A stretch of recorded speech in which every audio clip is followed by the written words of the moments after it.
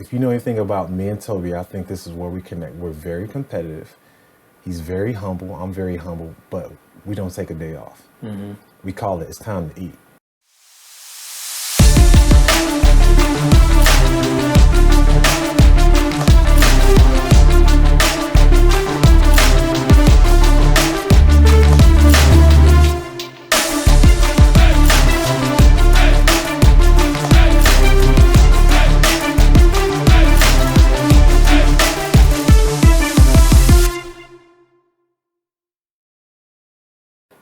Eventually, your path led you to being with Toby.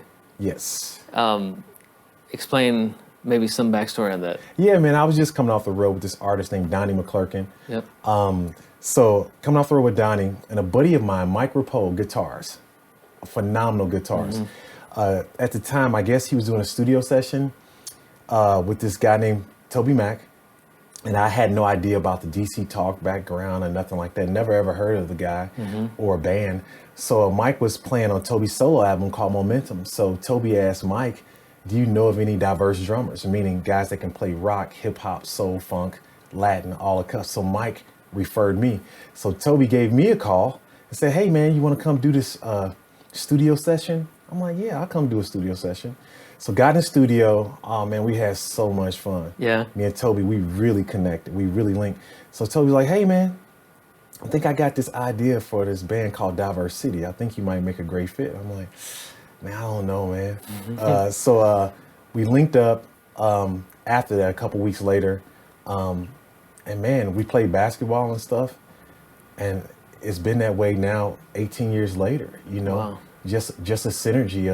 I call him my little big brother. Yeah. And that's my bro, man. That's my family. And it's just been a cool mix and learning a lot of stuff, gleaning a lot from a brother who's just not amazing artist. He's an awesome businessman too as well. Yeah.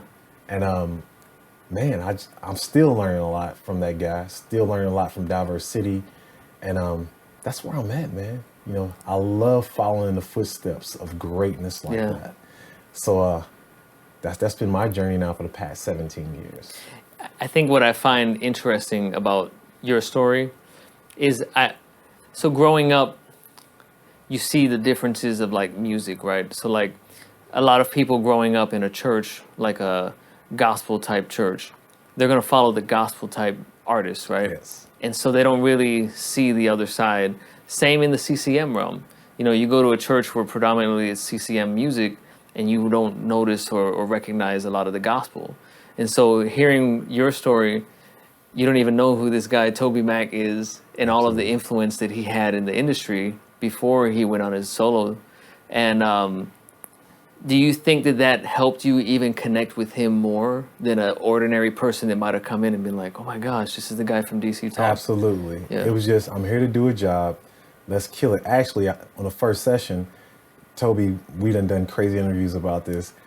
I upcharged him, I guess, from a natural, CCM standards. I'm like, he had me there for like 12-hour day. I'm like, nah, bro, you owe me more money. This is not what we agreed upon. And still to this day, me, Toby, and his manager, Dan Pitts, we still joke about that. But yeah, man, he paid me, and I think he gave me an amazing chance to really shine and be all that, the good Lord's called me to be, to really showcase a lot of different styles. Because, in our field, with most artists, it's one style. Yeah.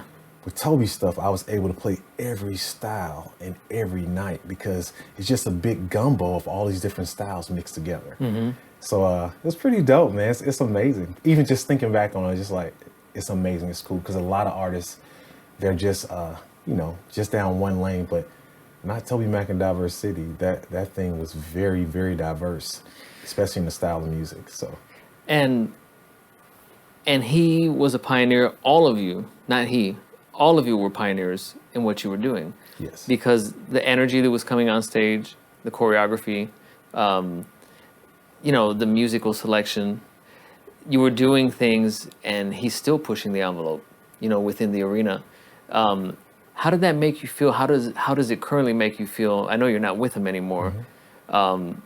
But knowing that you were a part of that movement. Oh man, it's very sobering, very it's very humbling to know that you didn't help push this massive thing, for the past 17 years, and we never settled. And if you know anything about me and Toby, I think this is where we connect. We're very competitive. He's very humble. I'm very humble, but we don't take a day off. We call it's time to eat. So that means just giving your best effort to give God your best every time you take the stage. Meaning you can easily just phone it in or dial it in. It's like, no, I feel like a lot of artists, and I'm not saying all artists, but some artists, the artist that I vowed not to be, and the artist that Toby's vowed not to be, is someone who is present but not really connected. You need to be present and connected with your audience on each and every night. Yeah. And man, I can honestly say, man, somebody in the band, if we thought about taking a night off, somebody gives somebody a look, no, we're going like that. It's time to go. It's time to do, because everything is seasonal, man. And even though that was a long season of 17 years, I can honestly say, looking back, man, I did it to the best of my ability. Never taking a day off or a night off. So that's amazing. Absolutely. And so I met you somewhere in between with your journey with Toby. And for the record, in this forum, I want to say, I've told you this before in person, but I appreciate you and I thank you, because I feel like you were somebody that God used to speak into my life and to say, hey, there's more. That whole thing we talked about earlier, like, Yes. and saying, you recognize it, but now it's time to man up and take the next step, come and move to Nashville. And I remember very clearly you said, Ivan, whoever it is that I'm connected to, whatever contacts I have, I'm going to open them for you. Just come up. So I thank you for that, because it meant a lot. And I don't think I'd be where I am with everything that I've been able to do without your encouragement. So I appreciate that, man. Thank you for taking the step. Yeah, absolutely, because I had to, right? You didn't let me. You didn't give me another choice. But I think it's a testament to who you are as a person. And, when we have opportunities, you can't overlook them. Like, no excuses. You just got to go for it. Like, almost like when your sister, right, says, you got to do this. So she wasn't maybe connected to an industry, but she still was calling you out to the table and saying, you got to do this. And so that was your challenge.